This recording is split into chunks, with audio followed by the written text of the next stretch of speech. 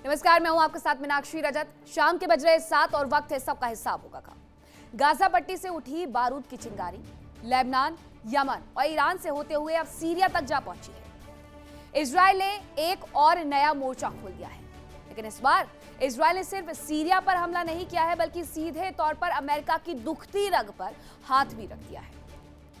वो सीरिया जहां अमेरिका के एक और बेहद करीबी सहयोगी तुर्की की सेना तैनाती के लिए तैयार थी।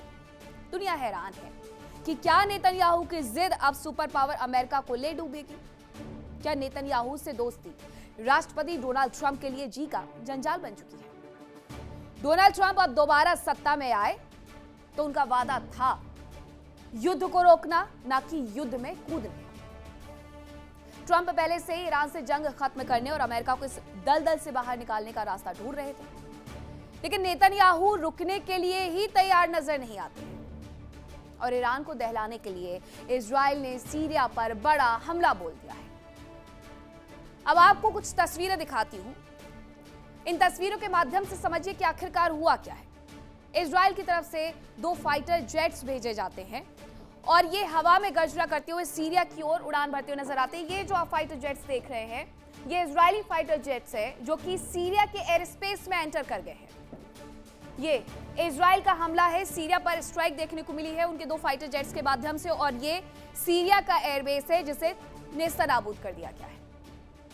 कुछ पल में ही सीरिया के अबू अल दुहूर एयरबेस पर हमला कर दिया जाता है इजरायली फाइटर जेट से, और वहां पर धुएं का गुबार देखने को मिलता है। ये इजरायली फाइटर जेट सीरिया के एयरबेस पर हमला कर देते हैं। अब एक और वीडियो आपको दिखाती हूं। सीरिया पर हमले करके लौटने के बाद इजरायली सैनिक कैसे मस्ती करते हुए नजर आते हैं, जरा ये देखिए, कैसे जश्न में डूबे हुए नजर आते हैं। ये फाइटर पायलट उतरता है और साथ ही पानी की बौछार करके इस जश्न को मनाते हैं, गले लगा करके बधाइयां भी देते हैं, और ये बधाई देकर के गले लगा करके अपने उत्साह को कहीं ना कहीं सेलिब्रेट करने की कोशिश में लगे हुए हैं कि देखिए हमने एक बार फिर से एक जंग का नया मोर्चा खोला है और जंग के इस नए मोर्चे में हमने एकदम सटीक हमला कर दिया है। अब जानकार ये मानते हैं कि इजराइल के इस कदम के पीछे सीरिया से ज्यादा तुर्कियों को संदेश देना था। वो तुर्की भी तो बार बार इजराइल को धमकियां देते रहता है कि अगर नहीं पीछे हटोगे तो हम असली जगह दिखाएंगे। अब उसी तुर्की को संदेश इजराइल ने भेज दिया है। तुर्की और अमेरिका की बढ़ती नजदीकियां और इसके साथ सीरियाई सीमा पर तुर्की की मजबूत सैन्य मौजूदगी इजराइल की आंखों में कहीं ना कहीं लंबे समय से चुभ रही थी। अब आपको बताती हूं कि सीरिया पर इजराइल ने हमला क्यों किया और इस हमले पर अमेरिका का आखिरकार क्या रिएक्शन है। तो सीरिया पर इजराइल का बड़ा हवाई हमला देखने को मिला। ये सीरिया के अबू अल दुहूर एयरबेस पर किया गया था। ये इजराइल की तरफ से किया गया, जिसके फाइटर जेट की तस्वीरें अभी हमने आपको दिखाई। इजराइल ने तुर्कियों को लेकर के बड़ा दावा किया कि तुर्की सैनिकों की तैनाती की तैयारी दरअसल सीरिया में की जा रही थी। ये उनकी तरफ से दावा आया। सीरिया में तुर्की सेना की तैनाती को देखते हुए, उसे खतरा मानते हुए इजराइल ने हमले कर दिए। एयरबेस के रनवे को उनकी तरफ से अच्छा खासा नुकसान पहुंचा दिया गया। सीरिया ने हमले को क्षेत्रीय स्थिरता के लिए खतरा करार दिया है, लेकिन इन सब के बीच में क्योंकि दोनों ही राष्ट्र तो अमेरिका के बहुत बड़े भक्त हैं, फिर सीरिया हो या तुर्की हो, और इजराइल ठहरा आंखों का तारा, तो अमेरिका का बयान क्या है वो ज्यादा जरूरी हो जाता है। तो अमेरिका कह रहा है कि सैन्य टकराव की बजाय बातचीत से रास्ता निकालना चाहिए। यह यूएस की तरफ से बयान आया। यूएस ने सीरिया इजराइल से संयम बरतने की अपील कर दी है। ये वही अमेरिका है जो इजराइल के साथ मिलकर के ईरान पर हमला कर रहा है और कह रहा है कि बातचीत के माध्यम से रास्ता निकाल लो। इजराइल के इस बेकाबू बारूदी खेल ने ट्रंप को दुनिया के सामने कटघरे में लाकर के खड़ा कर दिया है, और दुनिया के कई देश इजराइल के इस कदम का खुल करके विरोध भी कर रहे हैं। अब आज हालात ये है कि इजराइल की हर जिद का साथ देने की मजबूरी के कारण अमेरिका से ग्लोबल लीडर और सुपर पावर का तमगा छीनते हुए नजर आ रहा है। अंतर्राष्ट्रीय मंचों पर अमेरिका अलग थलग पड़ते जा रहा है। इस पूरे युद्ध के दौरान अमेरिका के सबसे करीबी देशों ने उनका साथ छोड़ दिया, और अमेरिका भी अपने करीबी देशों के साथ वही कर रहा है मिडिल ईस्ट में, जहां से वो अपने एयरबेस हटा करके दूसरी कंट्री में शिफ्ट करने के बारे में सोच रहा है। ट्रंप के सामने अब सबसे बड़ा संकट है अपने देश की साख बचाना या फिर अपने सबसे पुराने दोस्त नेतन्याहू का अंधा समर्थन करना। अब इजराइल के बारूदी खेल पर किस देश ने क्या कहा है वो भी आपको बताती हूँ। तो सीरिया का सबसे पहले बयान जा लेते हैं, क्योंकि सीरिया ही तो शिकार हुआ है। सीरिया ये कह रहा है कि तनाव और ज्यादा बढ़ सकता है। तुर्की ने भी बयान जारी करके कह दिया है इंटरनेशनल कम्युनिटी को एक्शन लेना चाहिए। वहीं जॉर्डन कह रहा है कि इजराइल का हमला निंदनीय है। कतर का बयान आया है, इजराइल हमला रोक दे। इजराइल इजराइल है, किसी के कहने से नहीं रुकने वाला है। समीकरण बेहद पेचीदा हो चुके हैं। एक तरफ इजराइल है जो अमेरिका का सबसे पक्का रणनीतिक साझेदार है, और दूसरी तरफ तुर्की है जो नेटो का एक बेहद महत्वपूर्ण सदस्य है। और इसके अलावा मिडिल ईस्ट में अमेरिका का एक बड़ा मोहरा भी तो है। अब इजराइल के इस हमले ने ट्रंप के इन दो खास दोस्तों को आमने सामने लाकर के खड़ा कर दिया है। अगर ट्रंप इजराइल का साथ देंगे तो नेटो बिखर सकता है, और तुर्की हमेशा के लिए रूस चीन के पाले में जा सकता है, और यह अमेरिका को बर्दाश्त नहीं होगा। बर्दाश्त क्यों नहीं होगा? क्योंकि चीन या फिर रशिया दोनों ही अमेरिका के सामने कॉम्पिटिटिव स्तर पर खड़े हुए नजर आते हैं। वो नहीं चाहता है कि सुपर पावर का तमगा छीन करके चीन या रशिया के माथे पर बढ़ दिया जाए। लेकिन अगर तुर्की रशिया और चीन के पाले में चला गया, और अगर तुर्की के दबाव में सीरियाई फ्रंट पर इजराइल को रोक दिया गया, तो अमेरिका के भीतर ही ट्रंप की राजनीति पर सवाल खड़े होने तय है। जंग के इस मुहाने पर खड़ा अमेरिका आज असहाय नजर आ रहा है। रास्ता बेहद सकरा और जोखिम महाविनाश का। अब देखना होगा कि ट्रंप इस चक्रव्यूह को कैसे भेदते हैं, और क्या वो इजराइल को लगाम लगाएंगे या खुद इस तीसरे विश्व युद्ध जैसी विभीषिका का हिस्सा बन जाएंगे। अब आज इसी मुद्दे पर होगी चर्चा, लेकिन उसके पहले एक छोटी सी रिपोर्ट देखिए।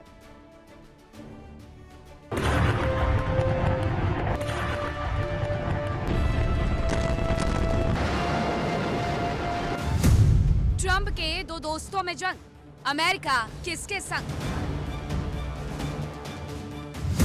इजराइल का विध्वंसक हमला, सीरिया दहला।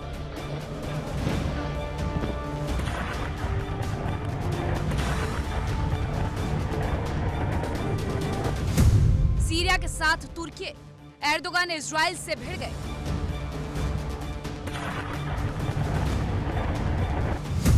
ईरान फिलिस्तीन के बाद सीरिया, इजराइल ने युद्ध किया।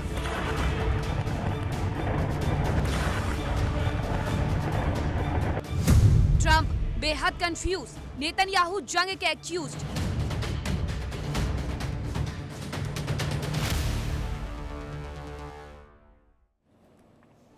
अब चर्चा की शुरुआत करूं, लेकिन उसके पहले बड़ा सवाल यह है कि क्या सीरिया के मुद्दे पर इजराइल और तुर्की के बीच बढ़ता हुआ मतभेद ईरान से हार की कगार पर पहुंचे अमेरिका की टेंशन को और ज्यादा बढ़ाएगा? इसी पर करेंगे चर्चा की शुरुआत। कौन कौन से मेहमान मेरे साथ जुड़े हैं आपका परिचय करवाती हूँ। मेरे साथ जुड़ रहे हैं कर्नल टीपी त्यागी, रक्षा विशेषज्ञ हैं, मेजर विराट मिश्रा, रक्षा विशेषज्ञ हैं, प्रोफेसर मनोज कुमार, ईरान मामलों के जानकार हैं, और निपुण आलम बयान भी हमारे साथ जुड़ रहे हैं जो कि विदेश मामलों के जानकार हैं। कर्नल टीपी त्यागी जी, अब मिडिल ईस्ट में एक के बाद एक मोर्चा खुलते जा रहा है। Houthi Saudi, Israel Iran, Israel Lebanon, Israel Hamas, Israel Syria और फिर तुर्की। अमेरिका किसका साथ निभाएगा और किसका साथ मिडिल ईस्ट में छोड़ जाएगा? जी बिल्कुल आप सही कह रही हैं कि इतने सारे नए फ्रंट खुल रहे हैं। अमेरिका किस का साथ निभाएगा? अमेरिका साथ निभाए या ना निभाए, लेकिन अमेरिका इजराइल को नहीं छोड़ सकता। इजराइल को उसने बसाया था मिडिल ईस्ट में 1948 में, ये सोचकर कि मिडिल ईस्ट की उस समय की ऑयल प्रोड्यूसिंग कंट्रीज में अमेरिका का प्रभाव बना रहेगा। आज की तारीख में भी अगर इजराइल को मिडिल ईस्ट में ध्वस्त कर दिया जाता है, जैसा सारी मुस्लिम कंट्रीज का दस्तावेजों के अंदर पहला ही चार्टर में लिखा है एनिहिलेट इजराइल, तो क्या अमेरिका वहां रह पाएगा? अमेरिका अस्तित्व तभी तक मिडिल ईस्ट में है जब तक मिडिल ईस्ट में इजराइल है। अब हालांकि ये तो बात सच है कि अमेरिका के साथ अमेरिका के ताल्लुकात सीरिया से भी हैं, इजराइल से भी हैं, टर्की से भी हैं। टर्की तो नाटो का मेंबर ही है, लेकिन बगैर आग की धुआं नहीं निकलता। जो इजराइल ने हमला किया उसको ये नहीं कह सकते कि उसने ये जबरदस्ती एक्सपेंशन के लिए हमला किया। ये जो मिलिट्री बेस है सीरिया का, ये टर्की के बॉर्डर से 70 किलोमीटर दूर है। और एक दिन पहले ही टर्की के डेलीगेशन यहाँ आए थे, यहाँ का मुआयजा करके गए थे, और उनका प्लान था कि इस बेस को जो ऑपरेशनल नहीं है इसको ऑपरेशनल करना है, आने वाले थे, या इसको डेवलप करना है, कम ऑपरेशनल होगा। इजराइल ने 8 मिसाइलें दागी और उसके रनवे को ध्वस्त कर दिया, जो स्टोरेज फैसिलिटीज थी उनको ध्वस्त कर दिया। यानी कि तुर्की अब उसको इस्तेमाल नहीं कर पाएगा। इजराइल के लिए ये खतरा था, अगर टर्की है वहां पर अपना बेस बना लेता, जो चूंकि जो सीरिया के अलजारा है उनकी और अर्दोगन की आपस में बनती है, जी। और टर्की सीरिया की आर्मी को ट्रेनिंग भी देता है। हाँ। ऐसे समय में इजराइल को अपनी सेफ्टी के लिए ये काम करना पड़ा। उसकी मोसाद और नहीं सर, यूनिट लेकिन 82 ऐसा की। भी तो है कर्नल त्यागी कि ये अपनी सेफ्टी करके कहीं ना कहीं जो ग्रेटर इजराइल का सपना लेकर के बढ़े थे आगे। मेजर विराट मिश्रा, आप इसका जवाब दीजिएगा कि एक ग्रेटर इजराइल का सपना देखा गया, यूएई तक फैला होगा, लेबनान तक फैला होगा, फिलिस्तीन तक फैला होगा, सीरिया तक फैला होगा, ये तो उसकी तैयारी है ना, इजिप्ट और तुर्की तक फैला होगा। ये हर बार अभी तो कोई तैनाती हुई ही नहीं, तैनाती होने वाली है कहकर के हमला कर दिया जाता है। जी मीनाक्षी, देखिए एक चीज बहुत क्लियर है कि जैसा अभी कर्नल त्यागी सर ने भी कहा, इजराइल रुकने वाला नहीं है। उसको अगर कहीं पे भी थ्रेट लगेगा किसी भी पड़ोसी मुल्क से तो वो हमला करेगा। जब से असद सरकार गई है यहाँ से, उसके बाद से तुर्की ने एक इम्पोर्टेंट रोल प्ले करना शुरू कर दिया था सीरिया में। और वो अभी जैसे कि ये रनवे की बात हो रही थी, वहां पे वो रनवे को रिकंस्ट्रक्ट करते, वहां पे अपने सैनिक भेजते, और उसके बाद वो हो सकता है कि इनके एंटी हो जाते इजराइल के। तो इजराइल ने इसको प्रीएम्प्टिव स्ट्राइक के तौर पे पहले ही, आप कुछ प्लान करते हैं उसको आप इंप्लीमेंट करते हैं, उससे पहले ही हमला करके इजराइल ने ये दिखा दिया है कि वो किसी भी तरीके से अपने अगल बगल किसी भी देश में अपने खिलाफ किसी भी नए मोर्चे को खड़ा होने नहीं देगा। और तुर्की कोशिश कर रहा था कि सीरिया के बुनियादी ढांचे को फिर से खड़ा करने की, उसकी सेना को प्रशिक्षण देने की। इजराइल ने कहा यह नहीं होगा। और इजराइल की एक चीज और भी है, देखिए खासियत है, इनके मोसाद का जो बड़ा नेटवर्क है, इंटेलिजेंस नेटवर्क, तो उसको कुछ ना कुछ इंटेलिजेंस मिली होगी जिसके बेसिस पे ये हमला किया गया। और मीनाक्षी जी देखिए, ये हमला हुआ, ये बहुत ही इंपॉर्टेंट एयरफील्ड बन सकता था, एक बहुत ही बेस इंपॉर्टेंट बन सकता था अगर तुर्की इसको रिकंस्ट्रक्ट कर ले जाता, पर ऐसा नहीं होने दिया है। और आपने देखा कि वहां के जो पायलट्स हैं उन्होंने भी इसमें काफी जश्न मनाया, खुशी मनाई। और दुनिया में भले ही कुछ भी आग लग रही हो, कुछ भी हो रहा हो, इजराइल को मतलब नहीं। ट्रंप कह रहे हैं कि ये बिना मतलब का एस्केलेशन है, मत करिए, पर इजराइल को जो करना था अपने राष्ट्रीय हित में उन्होंने वो करके दिखाया है। और किसी भी देश के लिए उसके राष्ट्रीय हित से ज्यादा कुछ भी जरूरी नहीं है मीनाक्षी जी, तो ये कर दिया है। और बेहद चिंता का विषय है। देखिए हमें ये देखना पड़ेगा कि इजराइल अपने नेशनल इंटरेस्ट को प्रोटेक्ट करने में कहीं ना कहीं हमारे लिए भी बेनिफिशियल हो रहा है। कैसे? भारत के लिए अभी तुर्की पाकिस्तान का आपको पता है पैक्ट हुआ है, सऊदी अरेबिया का पैक्ट हुआ है, मक्का पैक्ट जिसे कहते हैं, ये हमारे खिलाफ ही तो आगे चल के ये खड़े होंगे। तो इजराइल ने इस पे हमला करके सीरिया में यहाँ पे हमला करके इस रनवे पे कहीं ना कहीं हमारे लिए भी एक अच्छा काम किया है। ये दिखाता है कि भारत के लिए हमारे हितों के लिए काम हुआ है। हमें इसमें कोई दिक्कत नहीं होनी चाहिए, भले ही दुनिया में कुछ भी हो रहा हो, हमें अपने राष्ट्रीय हित देखने पड़ेंगे। इंटरनेशनल लेवल पर इसका असर भी तो पड़ेगा, देखने के लिए प्रोफेसर मनोज कुमार। ईरान में जिस तरीके से हालात बिगड़े, हॉर्मुज को बंद कर दिया गया, उसके बाद बहुत स्तर पर फिर बाबल मंडेव को भी बंद करने का प्रयास किया गया। लेकिन इन तमाम चीज़ों को अगर बंद कर देंगे आप, सारे समुद्री मार्गों को बंद कर देंगे, हर जगह आप मिडिल ईस्ट में युद्ध छेड़ देंगे, तो दुनिया भर का व्यापार भी तो कंट्रोल करना शुरू कर देगा मिडिल ईस्ट। देखिए मीनाक्षी जी, बिल्कुल सही आपने सवाल किया, क्योंकि आज जिस प्रकार से मिडिल ईस्ट में जो क्राइसिस उत्पन्न हुआ है उसके चलते पूरे विश्व में इसका प्रभाव पड़ रहा है। लेकिन हमें देखना होगा कि इस पूरे क्राइसिस में जो प्लेयर हैं, जो देश हैं, उनका ऑब्जेक्टिव क्या है। जैसे कि अभी हमारे पूर्व के वक्ताओं ने जिस तरीके से इजराइल की बात की, तो अगर देखिए तो ये जो लड़ाई शुरुआत हुआ है उसके पीछे कहीं न कहीं सिर्फ इजराइल है। आखिर ऐसा क्या कारण है कि इजराइल के, हमास भी इजराइल से ही लड़ना है, लेबनान को भी इजराइल से ही लड़ना है, ईरान को भी इजराइल से ही लड़ना है, सऊदी को भी इजराइल से ही लड़ना है। और अभी जिस प्रकार से तुर्की सीरिया के माध्यम से उसको कंटेन करने का प्रयास किया, तो मैं जो देख रहा हूं, देखिए अंतर्राष्ट्रीय राजनीति में एक जो सबसे इंपॉर्टेंट होता है ऑफेंसिव डिफेंस, और अभी इजराइल ने वही उसी का परिचय दिया है सीरिया पे अटैक करके, क्योंकि वो बार बार एक तरीके से सीरिया को वार्न कर रहा था कि आप तुर्की के साथ इस तरीके का आर्म्स जो स्ट्रगल और जिसका वो पार्ट बनने का कोशिश कर रहा था, लेकिन सीरिया इस मानने को तैयार नहीं था। तो आप अगर इस तार को जोड़ के देखिए तो बिल्कुल ही उसी तरीके का है जिस प्रकार से चाहे 14 सूत्र बने हो या 10 सूत्र बने हो, उसमें इजराइल कहीं से नहीं था। जब ये ऑपरेशन एपिक फ्यूरी शुरू हुआ उसमें इजराइल और अमेरिका दोनों मिलके गए, लेकिन अमेरिका धीरे धीरे जिस तरीके से इजराइल को कॉर्नर करते गया, और उसके बाद की स्थिति आप देख सकते हैं कि आज अमेरिका जिस तरीके से बैकफुट पे आके वहां पे स्टेट ऑफ हॉर्मुज में बैठा हुआ है, और कहीं ना कहीं एक तरीके से ओमान के माध्यम से, कतर के माध्यम से, पाकिस्तान के माध्यम से एक बातचीत करने का जो प्रयास किया जा रहा था, उसमें जो इजराइल का जो इंटरेस्ट था वो कहीं से फुलफिल होते हुए नहीं दिख रहा था। और हम सब जानते हैं कि नेतन्याहू का एग्जिस्टेंस तभी तक है जब तक वो इन सब सारे देशों से लड़ते रहेंगे, क्योंकि सिविलाइजेशनल लड़ाई है, इसको हम इग्नोर नहीं कर सकते हैं। और शायद मुझे लगता है कि उसी को ध्यान में रखते हुए स्टेट ऑफ हॉर्मुज और ये जो मिडिल ईस्ट का जो क्राइसिस है, उसी का परिणायक ये आज अभी सीरिया में जो अटैक इजराइल ने जो किया है।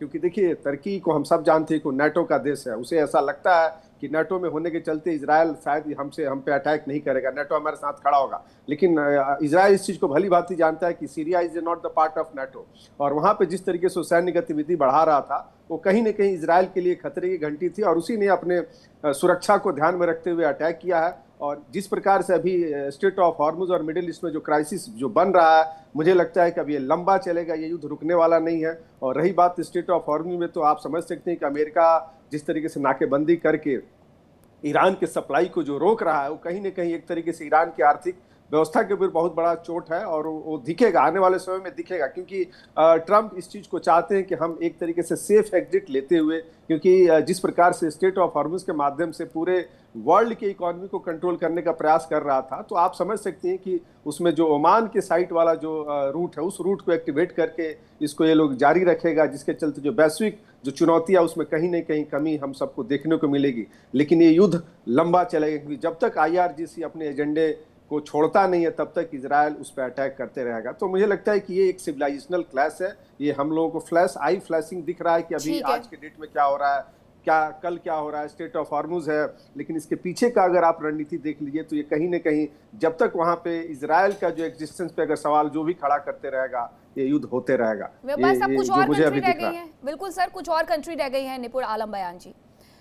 कतर रह गया है, यहाँ आप देखिए बहरीन रह गया है, UAE रह गया है। हालांकि हमले सब पर हुए हैं, ईरान की तरफ से किए गए, ये कह करके कि हमने सिर्फ अमेरिकी एयरबेस को निशाना साधा है, तो कुछ और कंट्री रह गई हैं। अब क्या उन कंट्रियों के बीच में भी ये युद्ध छिड़ जाएगा और ये पूरा मिडिल ईस्ट सिर्फ आग में जलते हुए नजर आएगा? परिस्थितियां यही बन रही हैं अब। देखिए, मेरे से पूर्ववर्ती ने काफी बातें डिस्कस की, और आपका जो प्रश्न है, बिल्कुल अमेरिका का जो कहना है, अमेरिका का कहना यही है कि इजराइल अपनी सिक्योरिटी तो देखे, लेकिन ये भी देखिए कि एक रीजनल सिक्योरिटी होती है, और रीजनल सिक्योरिटी से आपने कहा कि और देशों तक भी बढ़ सकता है। इसी बात को लेकर अमेरिका की नाराजगी है कि अगर ये एक रीजनल कॉन्फ्लिक्ट में तब्दील हो गया, और तब्दील होने के बाद फिर क्या स्थिति होगी, ये एक बड़ा मुश्किल विषय हो जाएगा। क्योंकि जिस प्रकार से इजराइल और ईरान गल्फ के सभी देशों को टारगेट करने में लगे हुए हैं, चाहे आपका इजराइल कर रहा हो, ईरान को, हूतीज को, या फिर अब सीरिया को, उसके अलावा हमस को, उधर ईरान भी प्रतिक्रिया दे रहा है, तो UAE हो, कतर सब पर कर रहा है।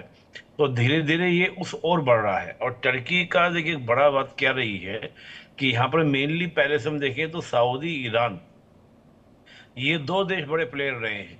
टर्की भी इसमें अपनी भूमिका निभाने का प्रयास या अपनी एंट्री करने का प्रयास करता है, और टर्की ने उसी संदर्भ में लिया कि ईरान के साथ जिसका वॉर चल रहा है उसके अगेंस्ट जाकर सीरिया में आप एक अच्छा बिल्डअप करने का तैयार करते हैं। ये बात फैक्ट है कि अगर टर्की उसको बिल्डअप कर लेता तो कहीं ना कहीं इजराइल को अपने अगेंस्ट ये बहुत बड़ी चुनौती दिखाई देती कि हो सकता है जो सीरिया की लैंड पहले से इजराइल के पास में है उसको लेकर कॉन्फ्लिक्ट बढ़ता, या कोई ऐसा माइंडसेट जो कहीं ना कहीं इजराइल के साथ पिछले कई साल से आप देखेंगे, खासतौर से अर्दवान के टेन्योर में देखेंगे, तो इजराइल और टर्की में खूब ज़्यादा जबानी जंग हुई है। एक दूसरे के ऊपर ऊंचा नीचा कहा भी गया है, एक दूसरे पर कमेंट भी बड़े हैवी पास किए गए हैं। तो ये संभावना बनती है कि आने वाले समय में हो सकता है कि इजराइल टर्की के ऊपर भी बड़े हमले करें। हालांकि मुझे ऐसा लगता नहीं है कि इजराइल ऐसा करेगा। रीजन क्या है कि टर्की के साथ एक बड़ी बात क्या है कि Turkey is also the part of the NATO, और अगर नाटो के देश के ऊपर हमला होगा तो फिर ये रीजनल कॉन्फ्लिक्ट से बढ़कर हो सकता है कि वैश्विक स्तर तक पहुंच जाए और यूरोप के देशों की ओर से भी प्रतिक्रियाएं हमको देखने को मिले। अब आप हाल के दिनों में देखिए कि जिस प्रकार से नाटो की भी स्थिति रही और ब्रिटेन का जिस प्रकार से रवैया इजराइल के बारे में बोलना, इधर इजराइल का भी ब्रिटेन के बारे में बोलना। आपने सुना भी होगा कि ब्रिटेन के बारे में तो ये तक कह दिया कल बेंजामिन नेतन्याहू ने कि ब्रिटेन को तो इस्लामिक रिपब्लिक बोल देना चाहिए, ना कि एक ब्रिटेन केवल एक डेमोक्रेटिक कंट्री रह गया है। तो इस तरह का जब हम एक देखते हैं कि जो रीजनल यानी कि जो स्टार्ट हुआ 2-3 देशों के बीच में, वो धीरे धीरे एक रीजनल कॉन्फ्लिक्ट की ओर बढ़ रहा है और अमेरिका चाहता है उससे बाहर निकले। और अमेरिका बाहर क्यों निकलना चाहता है? क्योंकि अमेरिका के जो अलाइज कंट्रीज हैं उनके ऊपर हमले हो रहे हैं। उनके ऊपर हमले होने से क्या हो रहा है? अमेरिका की क्रेडिबिलिटी जा रही है कि अमेरिका का जो डिफेंस था वो मजबूत नहीं है। जी, अमेरिका ने गारंटी दी थी, उसका परिणाम ये हो रहा है कि सऊदी, पाकिस्तान, टर्की जैसे देश आपस में डिफेंस पैक्ट करने लगे हैं, जो सीधा सीधा क्या दिखाता है, अमेरिका की जो क्रेडिबिलिटी थी सिक्योरिटी प्रोवाइडर की, वो टूट रही है, बिल्कुल बिखर रही अमेरिका पर है। किसी को ज्यादा भरोसा रह भी नहीं गया है और ये हमने हाल फिलहाल में देख भी लिया है जब ईरान के साथ ये युद्ध पूरा छिड़ा हुआ है। तो कर्नल, अब ऐसे में तो बहुत सारे देश एशियन कंट्री के भी हैं जिन्होंने ये कहना शुरू कर दिया था कि भरोसा थोड़ा कम हो रहा है। साउथ कोरिया के साथ उन्होंने क्या किया, जापान के साथ उन्होंने क्या किया, फिलीपींस के साथ उन्होंने क्या किया। दूसरी तरफ तैयारी भी ये कर रहे हैं कि मिडिल ईस्ट से उठा करके तमाम एयरबेसेस को कहीं और पर शिफ्ट कर दिया जाए। तो अमेरिका पर भरोसा तो नहीं किया जा सकता, लेकिन अब अमेरिका किसके साथ खड़ा होगा ये भी तो देखना होगा। तुर्की के साथ खड़ा हो जाता है जाकर के, नेतन्याहू के साथ खड़े हो जाते हैं जाकर के, या फिर यहाँ जिन्हें खुद बैठाया है, जिन्हें खुद सत्ता सीरिया में लेकर के आए हैं, वहां पर जाकर के खड़े हो जाते हैं। उनका रोल क्या?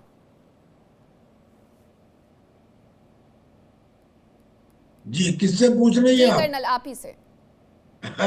मैंने तो आपको शुरू में ही बता दिया था कि कुछ भी हो जाए अमेरिका इजराइल के साथ ही रहेगा, ठीक है। Even at the cost of तुर्की।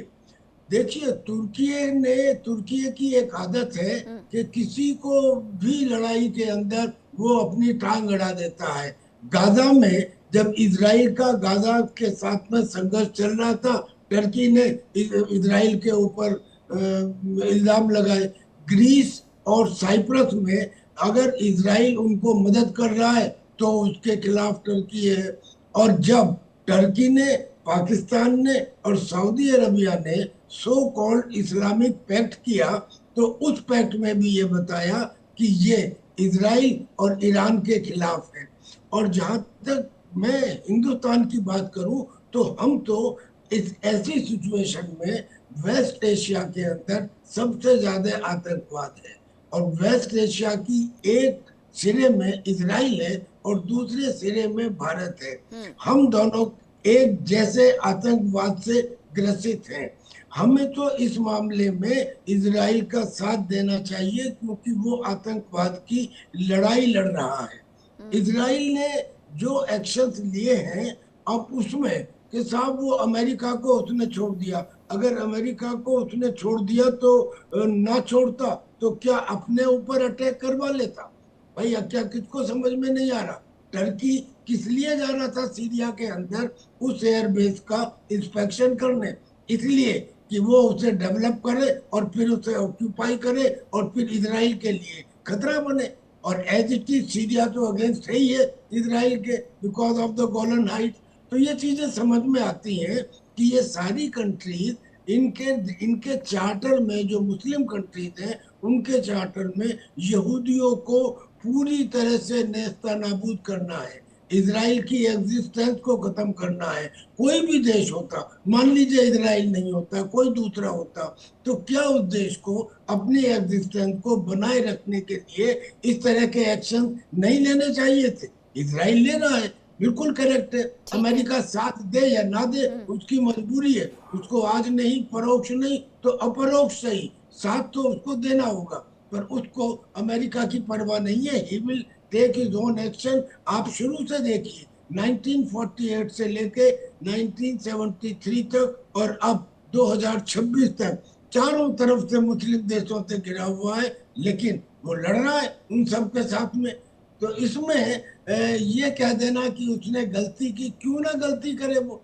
अगर वो गलती ये नहीं करता है तो फिर वो तो छोटा सा देश है, उस छोटे से देश में उसके लोग पूछेंगे कि आप अमेरिका के साथ लड़ने गए थे, मुझे ये बताइए आपके दो एम थे, एक तो रेजाइम चेंज और एक ईरान के जो न्यूक्लियर बॉम्ब है उसको ना बनने और देना। बहुत पहले ही या तो उनकी तरफ से ये बयान भी आया था कर्नल कि हम तब तक नहीं रुकेंगे ना हम अमेरिका की सुनेंगे जब तक कि हम इस खतरे को नहीं टाल देते हैं। लेकिन मेजर विराट मिश्रा, पहले तो नेटो से बहुत नाराजगी रही है अमेरिका की कि आप ईरान में हमारा साथ देते हुए नजर नहीं आए, और अब सीधे तौर पर तो इसे तुर्की पर हमला नहीं लेकिन इनडायरेक्टली मान लिया जाए तो क्या नेटो नाराज नहीं हो सकता है कि अमेरिका हमारे साथ नहीं खड़ा है? देखिए मीनाक्षी जी, मैं फिर कहना चाहूंगा, इजराइल को फर्क नहीं पड़ता कौन किससे नाराज हो रहा है। ये बात आपकी सही है कि अमेरिका और नेटो के बीच में संबंध खराब हुए हैं, ये बिल्कुल सही है। पर आपको एक छोटी सी महत्वपूर्ण बात बताता हूं। उत्तरी इजराइल और दक्षिणी सीरिया का डिस्टेंस सिर्फ मुश्किल से 30-40 किलोमीटर का है। इतने कम डिस्टेंस पे अगर दो देश लोकेटेड है, और जो ऊपर वाला देश है, उत्तरी देश है, उसमें अगर कोई किसी तीसरे पक्ष का हस्तक्षेप होता है, वो वहां पे आपके इनमिकल काम करना चाहता है, वहां पे वो रनवे बनाना चाहता है, वहां पे अपनी फौजें भेजना चाहता है, तो क्या जो दक्षिण हिस्से में देश बेस्ड है जो इजराइल है, क्या वो हमला करके वहां पे डिस्ट्रॉय नहीं करेगा? ऐसी चीजों को खत्म करना, ऐसे ट्रूप्स को, ऐसे रनवेज को, उनकी स्टोरेज फैसिलिटीज को, उनके एमिशन डंप्स को, ये बहुत जरूरी काम है। इजराइल ने वो प्रीएम्प्टिव स्ट्राइक करी है। किसी ने क्या सोचा नहीं सोचा उससे फर्क नहीं पड़ता, राष्ट्रीय हित देखने पड़ेंगे सबसे ज्यादा। और इजराइल से अच्छा उदाहरण नहीं है मीनाक्षी जी, जो ऐसा देश जो अपने राष्ट्रीय हित देखता हो, और वो सब जगह ऊपर से नीचे तक, दाएं से बाएं तक हर जगह घिरा हुआ है ऐसे देशों से जो उसका अहित चाहते हैं। ऐसे में इजराइल ने जो भी किया है वो बहुत अच्छा किया है। उसको टेररिज्म का दंश झेलना पड़ रहा है। और ऐसे में मैं फिर कहूंगा, तुर्की ने हमारे दुश्मन देश यानी पाकिस्तान के साथ एक ऐसा पैक्ट किया है जो हमारे हित में नहीं है। अगर उनकी फौजों के ऊपर हमला हो रहा है तो ये भारत के लिए अच्छा है। अमेरिका नाराज हो रहा है, होता रहे, नेटो खुश हो, नाराज हो, होता रहे। हमें अपनी भलाई देखनी है, हमें अपने राष्ट्रीय हित देखने हैं, और ये बहुत अच्छी बात है। भारत के लिए क्या उपयोगी रहने वाला है, भारत के लिए क्या सकारात्मक है। प्रोफेसर मनोज कुमार, तो फिर तो ये युद्ध जो भी मिडिल ईस्ट में हर देश के साथ छिड़े हुए हैं, ये सिर्फ मुस्लिम बनाम यहूदी का है, यही बिल्कुल बिल्कुल बिल्कुल यही हो रहा है। और देखिए, ये जो आज की जो घटना हम लोग जिस पे चर्चा कर रहे हैं, एक मेजर फ्लैश पॉइंट है जिस तरीके से इजराइल ने सीरिया पे जो अटैक किया। क्योंकि हम सब जानते हैं कि तुर्की और इजराइल के बीच में बहुत पहले से टेंशन चला आ रहा है। और तुर्की, आप समझ सकते हैं कि जिस प्रकार से ऑपरेशन सिंदूर के समय में भी इंडिया के खिलाफ स्टैंड लिया था, और इवन कश्मीर इशूज को भी यूएनओ में उसके फेवर की बात कर रहा था, तो मुझे लगता है कि भारतीय दृष्टिकोण से भी इजराइल के साथ इजराइल जो कर रहा है बहुत ही अच्छा डिसीजन है उसका। और दूसरा जो सबसे इंपॉर्टेंट कारण है, क्योंकि देखिए एक चीज हमें समझना होगा कि आज का जो अंतर्राष्ट्रीय राजनीति है वो एग्जिस्टेंस की बात करता है, और हर देश अपने नेशनल इंटरेस्ट की बात करता है। तो जिस प्रकार से इजराइल को चारों तरफ से एक तरीके से उसको उस लैंड से जो रिमूव करने की बात, ये जो खास करके जो जितने मिडिल ईस्ट और गल्फ के जो देश है जो ट्राई करते हैं, और उसमें इजराइल अगर फाइट नहीं करेगा तो शायद वहाँ पे टिक नहीं पाएगा। और अभी जैसे नेतन्याहू भी इलेक्शन में जाने वाले हैं, वहाँ चुनाव होना है, और जिस प्रकार से इस पूरे ऑपरेशन एपिक फ्यूरी में इजराइल को इग्नोर किया गया दोनों देश की तरफ से, तो मुझे लगता है कि शायद अब ये मौका मिल गया है नेतन्याहू को, क्योंकि अपने संप्रभुता और सुरक्षा के ध्यान में रखते हुए अपने जो एक तरीके से जो उनका जो पॉलिटिकल जो कैंपेन जो कहीं ना कहीं वीक होते जा रहा था, जिस प्रकार से अमेरिका ईरान के साथ जो डील की बात कर रहा था, जो एक बातचीत और शांति समझौता की बात कर रहा था, उसमें कहीं ना कहीं इजराइल के जो लोग थे और उसके जो सैन्य थे, इवन वो सारे चीटेड फील कर रहे थे। तो मुझे लगता है कि ये एक नया फ्लैश पॉइंट ओपन हो गया है, और इसके माध्यम से ये चीज़ें और ज़्यादा एस्केलेट होगी। और इसमें कहीं ना कहीं मुझे लगता है कि अमेरिका एक साइलेंट अप्रोच अपनाएगा, वो एक मीडिएशन की भूमिका में आएगा, क्योंकि हम सब जानते हैं कि अमेरिका का जो बार्गेनिंग कैपेसिटी, एक तरफ वो प्रेशर क्रिएट करता है, दूसरी तरफ बातचीत करता है, लेकिन at the end of day उसे इजराइल के साथ खड़ा होना ही पड़ेगा। क्योंकि हम सब जानते हैं कि लड़ाई का जो मेन जो ऑब्जेक्टिव है वो क्या है, और वो ऑब्जेक्टिव जब तक इजराइल उसको हासिल नहीं कर लेता। और जैसे अभी लेटेस्ट एक इन्फॉर्मेशन भी आया है कि वहाँ पे सीरिया में एटॉमिक कुछ मटेरियल्स भी बहुत सारे ज़्यादा मात्रा में वहाँ पे प्राप्त हुए हैं। तो मुझे लगता है कि वहाँ पे इंटरनेशनल एटॉमिक एनर्जी जो एजेंसी है वो ऑलरेडी उस पर काम कर रही है, उसमें सीरिया की गवर्नमेंट सपोर्ट भी कर रही है। तो ये भी देखना होगा कि क्या वहाँ पे तुर्की का क्या प्लान है, क्योंकि हम सब जानते हैं कि तुर्की और ईरान दोनों उस बेल्ट जी। में अपने आप को खलीफा के रूप में स्थापित करने का प्रयास करते हैं। और सऊदी अरब का भी जो एक पोजीशन है, जिस तरीके से शिया सुन्नी का जो कन्फ्लिक्ट है वो कहीं ना कहीं दिखता है, लेकिन इजराइल के आते ही सारे लोग इकट्ठे हो जाते हैं। तो मुझे लगता है कि ये एक बहुत ही मेजर घटना घटा है उस बेल्ट बिल्कुल। में, और और ये इजराइल और ने जब आगे बढ़ेगा। इजराइल ने जब ये सीरिया पर अटैक कर ही दिया है निपुण जी, तो क्या इसके बाद तुर्की आएगा मैदान में? देखिए मीनाक्षी जी, टर्की का आना, जैसे मैंने कहा था पहले ही, कि काफी लंबे समय से दोनों के बीच में कॉन्फ्लिक्ट चल रहा है, बिल्कुल। और खास तौर से एजरोन के समय से ही, और एक दूसरे के खिलाफ बहुत ही, कहते हैं ना कि काफी हैवी एक दूसरे के प्रति डायलॉग्स भी हुए हैं, बातचीत बोली भी गई है। लेकिन ओपनली वॉरफेयर में आना, मुझे ऐसा लगता है कि टर्की शायद उसके लिए रेडी नहीं है। देखिए, दो तीन चीजें इसमें और भी हमको देखनी पड़ेंगी कि जब पाकिस्तान और सऊदी में डिफेंस पैक्ट हुआ था, तो हम ये मानकर चल रहे थे कि ईरान के अगेंस्ट अगर अमेरिका ग्राउंड पे अगर अपनी फोर्सेस भेजेगा, यानी कि बूट्स ऑन ग्राउंड करेगा, तो उस समय पाकिस्तान की एक बड़ी भूमिका होगी, क्योंकि ईरान ने सऊदी पर भी बड़े हमले किए हैं। यूएई तो इस बात से नाराज होकर, आप जानते हैं कि ओपेक जैसे संगठन से अपने आप को बाहर भी कर लिया, और यूएई तो खुल्लम खुल्ला बोला है ईरान के अगेंस्ट कि ईरान को जवाब क्यों नहीं दे रहा है। तो वो भी स्थिति हमने देखी। अब लेकिन जैसे ही टर्की इस मिलिट्री पैक्ट के अंदर आ जाता है, यानी कि पाकिस्तान, सऊदी और टर्की के साथ में तीनों ये देश मिलकर आ जाते हैं, तो एक सिचुएशन बहुत अलग तरह की बनती है। यहाँ पर फिर चीन का एंगल आता है कि इस प्रकार का जो गठजोड़ तैयार करवाया गया, उसमें चीन और रशिया की भी बड़ी भूमिका है। देखिए, जो टर्की है वो ठीक है, नाटो का मेंबर है, लेकिन हम ये भी जानते हैं कि चीन और रशिया के साथ भी टर्की के बेटर रिलेशंस हैं, क्योंकि पाकिस्तान भी कहीं ना कहीं इस बात को मान रहा था कि अगर कल को अमेरिका बूट ऑन ग्राउंड्स करता है ईरान के अंदर, तो मेरी जमीन और मेरी सेना का प्रयोग होगा सऊदी के बिहाफ पर। तो वहां पर टर्की को बीच में इन्वॉल्व किया गया कि ताकि टर्की के माध्यम से क्या हो, सपोर्ट किया जाए। ठीक है। अब देखिए, होता क्या है कि अगर इस रीजन के अंदर हम देखें तो पाकिस्तान एक मिलिट्री पावर है, इसके बाद ईरान, और फिर सऊदी, और फिर टर्की। टर्की के पास देखिए उस प्रकार का पैसा नहीं है, और ना ही एक रिलीजियस जो एक कहता है ना कि इमोशंस जो होते हैं, जो ईरान और सऊदी के साथ है, वो नहीं है। लेकिन टर्की लगातार अपने आप को मॉडरेट कर कर, वेपन में अपने आप को डेवलप कर कर कोशिश जरूर कर रहा है कि मैं ऑटोमन एम्पायर जैसे सपने को दोबारा लेकर चलूं। तो स्थिति ये है कि अमेरिका भी इसमें देख रहा है कि रिलीजियस, यानी कि रिलीजियस और रीजनल कॉन्फ्लिक्ट में ना बदले। दूसरी बड़ी बात क्या है कि अगर इस कॉन्फ्लिक्ट में जाता है, अमेरिका का कहना क्या था?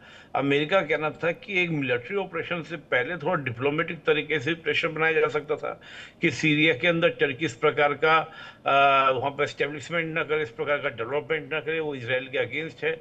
एकदम से अगर मिलिट्री ऑपरेशन करते हैं तो अमेरिका का कहना ये है कि फिर संभालना मुश्किल हो जाएगा, इशू आगे बढ़ सकता है, और केवल अच्छा, लेकिन रिलीजन दोनों नहीं, देशों के बीच में, मेजर विराट मिश्रा, दोनों देशों के बीच में ये तय हुआ था, सीरिया और इजराइल के बीच में, कि हम सुरक्षा कारणों से यथास्थिति वाली स्थिति में रहेंगे, यथावत रहेंगे। लेकिन एलेप्पो में जो ये कोशिश की गई तुर्की के सैनिकों की तैनाती की, उस पर इजराइल ये कह रहा है कि हमारे लिए गंभीर समस्याएं खड़ा कर सकता था। लेकिन सीरिया और इजराइल के बीच में अगर बातचीत हुई कि हम यथावत रहेंगे सीमाओं पर, तो फिर ये बातचीत उससे इतर आगे क्यों बढ़ गई? क्यों सीरिया को ऐसा लगा कि तुर्की को हमें एंटर करने देना चाहिए अपने देश के भीतर?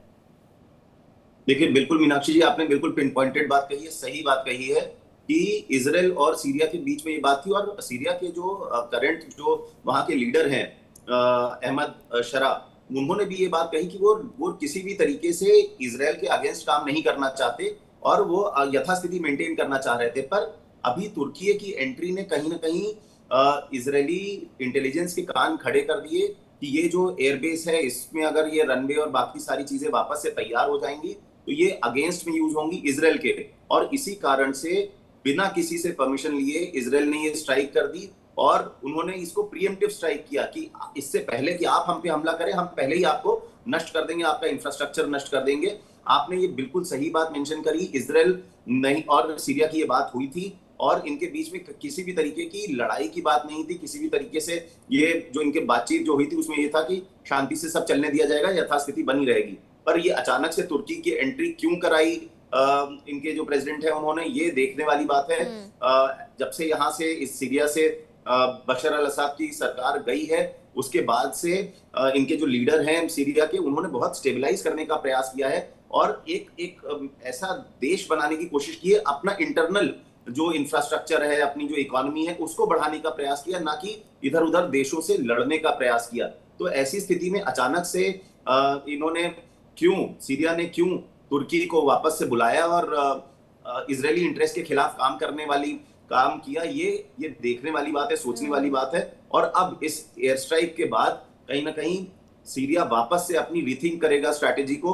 देखिए, बस यही अब देखना है कि मिडिल ईस्ट में एक तरफ से तो हमला कर दिया गया कर्नल टीपी त्यागी जी, लेकिन दूसरी तरफ से क्या पलटवार किया जाएगा और उस पलटवार के लिए सीरिया तैयार है?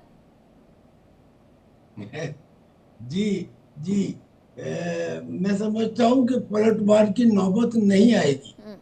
पलटवार की नौबत इसलिए नहीं आएगी कि इजराइल में और सीरिया में एक ये फैक्ट था कि हम स्टेटस को मेंटेन करेंगे, यानी कि जैसी सिचुएशन अभी है वैसे ही रहने देंगे।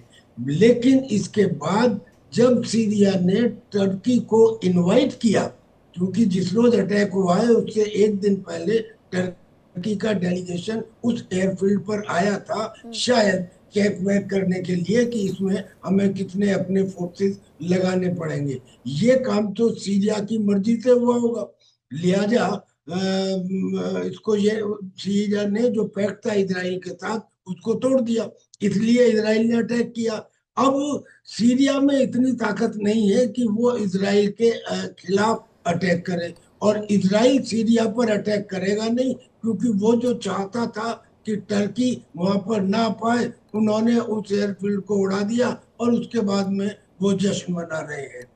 तो मैं और फिर अगर मैं एक पॉइंट हिंदुस्तान की तरफ से कहना चाहूँ तो देखिए, टर्की को सबसे बड़ा दुख, जलन और घृणा अगर है तो वो हिंदुस्तान से है जी, और इसी वजह से वो पाकिस्तान को मदद करता है। कारण ये है कि जो 600 साल तक ऑटोमन एम्पायर रहा, उस एम्पायर को ध्वस्त करने में हिंदुस्तान की सिख रेजिमेंट का सबसे बड़ा हाथ रहा था। यही कारण है कि जब टर्की के अंदर एक भूकंप भी आया, हिंदुस्तान ने मदद भेजी, लेकिन उसके बावजूद ऑपरेशन सिंदूर में उसने हिंदुस्तान के खिलाफ न केवल ड्रोन भेजे, ड्रोन ऑपरेटर भी भेजे, और अब तो उसकी ताकत थोड़ी सी बढ़ गई है, क्योंकि जब से उसका समझौता हुआ है, सऊदी अरबिया और पाकिस्तान के साथ एग्रीमेंट हुआ है, अब वो F-35 की जगह अपना काम एयरक्राफ्ट इन कंट्रीज को बेचेगा, अपने ड्रोन इन्हें बेचेगा, अपने वारशिप इनको बेचेगा। वो तैयार भी है, सऊदी अरेबिया के पास पैसा भी है, तो और वो खुद अपने आप में एक आर्म्स प्रोड्यूसर बन गया है। तो इतना तो है, लेकिन टर्की ये सोचे कि टर्की इजराइल पर अटैक करेगा, सवाल ही नहीं उठता, कर ही नहीं सकता, नेटो का मेंबर है। टर्की अगर ऐसा सोचेगा भी तो इजराइल की तरफ से मुंहतोड़ जवाब भी दिया जाएगा। लेकिन प्रोफेसर मनोज कुमार, ईरान तो कहीं ना कहीं पीछे छूट गया मुझे लगता है। सऊदी जुटा हुआ है हूतियों के साथ, और दूसरी तरफ अब एक ये मोर्चा खुला हुआ है। चलिए देखते हैं आगे बढ़ेगा या नहीं बढ़ेगा, लेकिन इस समय ऐसा तो नहीं कि ईरान इग्नोरेंट फील कर रहा है अपने लिए। नहीं, बिल्कुल नहीं। देखिए, सारे एक तरीके से प्रॉक्सी के रूप में काम कर रहे हैं, क्योंकि ईरान ने जो 37 साल में अली खोमेनी ने जिस तरीके से एंटी अमेरिका और एंटी इजराइल IRGC को जिस तरीके से डेवलप किया, और जिस तरीके से पूरे 31 जो उनके जो रीजनल जो कमांडेंट है, और शायद यही कारण है कि उनके जाने के बावजूद भी जिस तरीके से डिसेंट्रलाइजेशन करके उन लोगों ने अमेरिका के जो सैन्य बल को एक तरीके से आप समझ सकती हैं कि कहीं ना कहीं उसका इफेक्ट को कम किया, और आप समझ सकती हैं कि पूरे मिडिल ईस्ट में जो सुरक्षा देने की जो बात अमेरिका करता था, और उसके कमजोर कड़ी को पकड़ के उन्होंने जिस तरीके से अमेरिका को कहीं ना कहीं चेक किया, खास करके डिफेंस के मामले में, तो मुझे लगता है कि इसमें ईरान बिल्कुल कहीं ईरान आज भी एग्जिस्ट कर रहा है, क्योंकि हम सब जानते हैं कि IRGC एक रेडिकल ऑर्गेनाइजेशन की तरह काम करता है, न कि एक सेना की तरह काम करता है, और वहाँ पे कोई डेमोक्रेटिक सिस्टम नहीं है, इसलिए उसकी अकाउंटेबिलिटी भी नहीं है। तो मेरा ये जो मानना है, बेसिकली हम सब जानते हैं कि ये जो बेसिकली दिसंबर 2024 में जो इजराइल सीरिया में जिस तरीके से वहाँ पे जो शासन का जो पतन हुआ, और जो सीरिया के जो 2 प्रांत है उसको इजराइल ने बिल्कुल बफर जोन बना के रखा है अपने सुरक्षा दृष्टि से के ध्यान में रखते हुए, और शायद उसी एरिया में ये जिस तरीके से तुर्की को वहाँ पे इंटरवेन करा रहा था, और जिसको लेके अमेरिका भी इसमें इंटरफेरेंस किया है कि यहाँ पे शांति व्यवस्था बनाए रखी जाए, लेकिन हम सब जानते हैं कि इजरायल अपने सुरक्षा के साथ समझौता नहीं कर सकता है। और रही बात ईरान की, तो देखिए ईरान जिस तरीके का देश है, आप समझ सकते हैं पूरे वर्ल्ड को एक तरीके से फंडिंग खास करके जो एंटी जो भी अमेरिकन और खास करके इजरायल के खिलाफ करता है, और जो एक रिलीजियस जो उसका सेंटिमेंट्स में कहीं ना कहीं उसकी बहुत बड़ी भूमिका है। तो मुझे लगता है कि ये जब तक आर्थिक रूप से उसको कमजोर नहीं किया जाएगा तब तक शायद उसकी स्थिति यही बनी रहेगी। और मुझे लगता है कि ये जो घटनाएं जो आज की जो घटी है, जिसमें हम सब सारे लोग डिस्कस कर रहे हैं, ये मुझे लगता है कि एक बहुत ही मेजर घटना घटने वाला है, क्योंकि इसका इम्पैक्ट चारों तरफ जुड़ा हुआ है। और इसमें आप समझ सकते हैं, जैसा आपने भी कहा कि इसमें और भी देश इसमें शामिल होंगे, तो बिल्कुल शामिल होंगे, क्योंकि ये एग्जिस्टेंस की लड़ाई है और ये लड़ाई कहां तक जाके रुकती है। और मुझे लगता है कि अमेरिका भी इसमें कहीं ना कहीं एक तरीके से अक्षम होते हुए दिख रहा है। वो कोशिश करेगा कि किसी तरीके से शांति विराम बने रहे, लेकिन उसके भी कुछ अपने इंटरेस्ट हैं। लेकिन मुझे लगता है कि इजराइल का रुख जो बीच में हमने देखा है, चाहे वो हमास के लिए देखा हो, हूतियों के लिए देखा हो, या हिजबुल्लाह के लिए देखा हो, या फिर ईरान के लिए देखा हो, तो निपुण आलम बायन जी, ऐसे में मुझे लगता है कि कोशिश भी नहीं की जाएगी सीरिया की तरफ से भिड़ने की, क्योंकि अपने घर के अंदर के मसले अभी तक सुलझाए नहीं गए उनसे। देखिए, सीरिया के अंदर आप जानती हैं कि असद को तो इस समय फांसी दे दी गई है, हालांकि वो अपना रशिया में है और उनके जो भाई थे उनको वहां पर आजीवन कारावास के साथ साथ फांसी दी गई। अभी परसों ही डिसीजन आया। तो बिल्कुल सही बात है कि सीरिया के अंदरूनी हालात ठीक नहीं है, और सीरिया में भी जो प्रेजेंट गवर्नमेंट है उसके अगेंस्ट भी वहां पर विद्रोह है। और देखिए, सीरिया की भी स्थिति आप देखेंगे तो वहां पर अलग अलग ब्लॉक हैं, कोई भी सरकार ऐसी नहीं है जो पूर्ण रूप से सीरिया को कंट्रोल करती हो। तो सीरिया तो उतना स्ट्रांग नहीं है, और सीरिया पर नज़र इस तरह की रहती है हमेशा, जैसे मैंने गाजा की हम बात करें, फिलिस्तीन की बात करें, ऐसी सीरिया की स्थिति भी ये है कि सीरिया को एक बैटल ग्राउंड बनाया जाए और वहाँ से आपकी लड़ाइयाँ हो, ताकि जो और देश हैं उनकी स्थिति क्या हो, वो सेफ रहे या सेफ जोन में रहे। तो सीरिया को हमेशा उस अकॉर्डिंग में देखा जाता है। टर्की का क्या मतलब था सीरिया में जाकर डेवलपमेंट करने का, केवल इजराइल को टारगेट बिल्कुल, और करने इसी के आधार लिए, पर इजराइल ने कहीं ना कहीं ताकि उन्हें सबक सिखा करके संदेश भी दे दिया है कि ये यहाँ पर नहीं होगा। बहुत धन्यवाद आप सभी का मेरे साथ जुड़ने के लिए, अपना कीमती वक्त हमें देने के लिए। फिलहाल रुकने एक छोटे से ब्रेक के लिए, कहीं मत जाइएगा, खबरों का सिलसिला लगातार जारी है। देखिए इंडिया डेली 24/7 अब आपकी स्मार्ट टीवी पर। इंडिया डेली मौजूद है सभी डिजिटल प्लेटफॉर्म पर लाइव और लगातार। इंडिया डेली 24/7 हर दिन राष्ट्र को समर्पित।